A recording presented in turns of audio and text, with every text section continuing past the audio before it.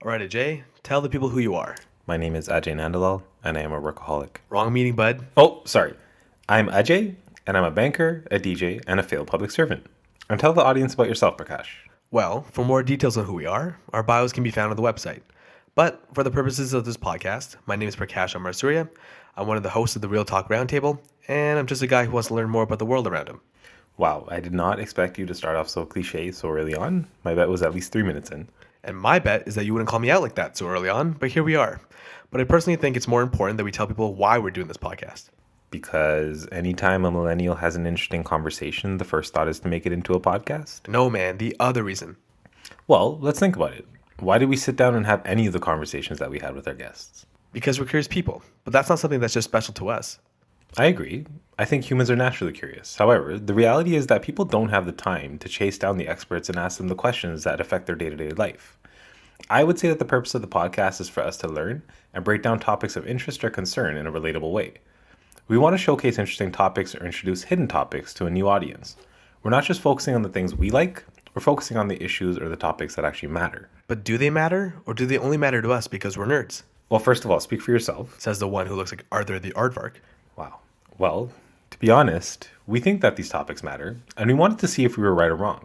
And if we were right and they do matter, then we hope that by sharing these interviews with our listeners, we can help others learn about these issues as we learn about them too. All right, I see your point. Simply put, we're building the foundation with our first season by taking a variety of broad-ranging subjects and asking, why should people care about this?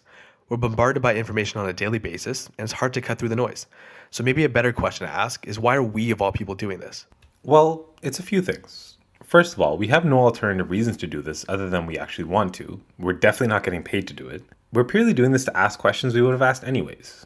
I think it also helps that we don't have any particular political leanings one way or another, and we do our utmost best to not influence or bias any of the conversations that we have. Yeah, but I'll be honest, man. I always get worried when people claim that they're the least biased this, most trusted that, or some other hyperbole. I believe you never know how biased you really are. But I will say that we conduct quite a bit of research before each episode. We don't just read one news article or one story. We watch previous interviews and read multiple sources on the topic, all with the goal of having an informed conversation. Yeah, and that's a fair point. We want to go further than just reading the headlines and making judgments. We want to actually do deep dives. Because we believe that education for everyone is beneficial for everyone. We're also going to do our best to highlight Canadian topics and individuals as much as we possibly can, while also not just limiting ourselves to Canada. Because often, Canada is commented on not having its own identity or adopting heavily the identity of the US, but there are a ton of great people doing important work in a variety of areas across the country. So that brings me to the million-dollar question. How did we come up with the name the Real Talk Roundtable? Well, in conversations with friends, we often use real talk as a way to disclose that we're about to drop some facts that are bluntly honest and that connect with people. We want to take that same energy and channel it into our interviews, where we invite our guests to a roundtable of sorts. In knowing you, I know that we share common values in searching for the truth in all its variations. But the question is, do you think that people should really trust us? I think that's ultimately up to them. Wrong answer, buddy. I actually would say that they shouldn't trust us. One of the reasons why I want to do this podcast is because we want to encourage critical thinking. That includes being critical about where their information is coming from. For example, I see way too many posts being shared online without being fact-checked first, or statements being repeated as a fact when they only found it from one source. And I'll be honest and say that I've been guilty of this in the past myself. Yeah, that's fair. But we hope that we can earn their trust through the questions that we ask. We're trying to stay true to the mission by discussing the topics not among the two of us, but with our expert guests as well. Our job is to ask the right questions. Their job is to give us honest answers. This podcast is just a starting point for people. The true goal of this podcast is to have people continue learning about these topics beyond the episode. So we'll make sure to include reference articles and promote great sources of information outside of our podcast as well. And in the spirit of full transparency, we will admit that we're learning how to do this podcast as we go. We've done our best to be thoughtful about how we ask our questions, but we know that we'll get better with time. And we hope you join us on that journey. And to that end, our focus is quality, not quantity. We will be publishing this podcast in seasons, not on a daily or weekly basis.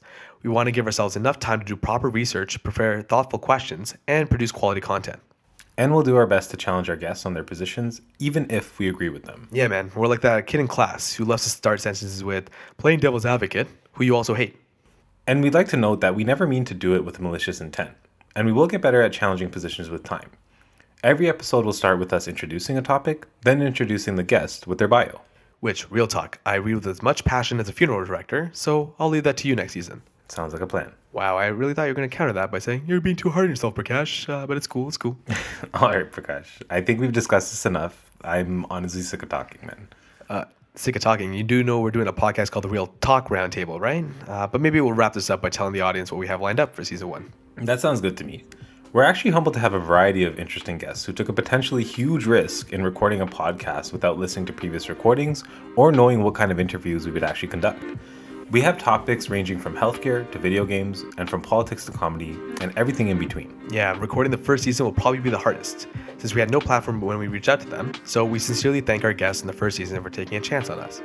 We also did our best to not put them on a pedestal, no matter how recognized they are or how nervous we were, in order to ask them some hard questions. Which is further reason why we wanted to actually do the podcast. While we were scared of doing this, we wanted to bring awareness to the fact that if we can do it, there's no reason why you should hesitate to ask questions as well. Final words before we start this thing? For sure. We'd like to thank our guests, but we also want to thank the people who helped us along the way, and especially to our listeners for giving us your time, the most valuable resource. So, how should we end this episode? Should we do it abruptly like The Sopranos, or should we...